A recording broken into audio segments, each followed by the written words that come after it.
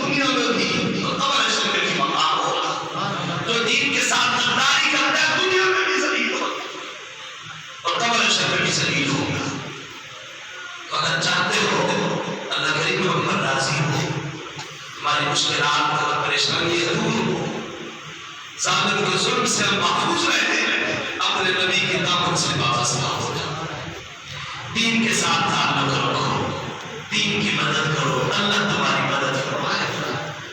मस्जिदों की रौनक बहाल करो, नमाज जरूर पढ़ा करो, नमाज के बगैर चले। नमाज वो प्यारी इबादत है। रसूल फरमाते हैं जो मेरा उम्मती नमाज पढ़ता है वो मेरी आंखों को ठंडा करता है। आंखें कैसी ठंडी होती है, सीने भी ठंडा होता है। जब आंखें ठंडी होती है तो सीने में भी ठंडक होती है। आका करीम का उम्मती वो कितना खुशकिस्मत है जो नमाज पढ़ता है, तो उनकी आंखें भी ठंडी होती है, सीना मुबारक भी ठंडा होता है। और आप कुरान पाक पढ़े, किसान जो है ना जब फसल काश्त करता है, अब वो मेहनत करता है, जब उसकी फसल पककर तैयार हो जाती है, जब उसका चक्कर लगाता है ना, फसल तैयार हो तो बड़ा खुश होता है, एक अंदाज से चल रहा होता है।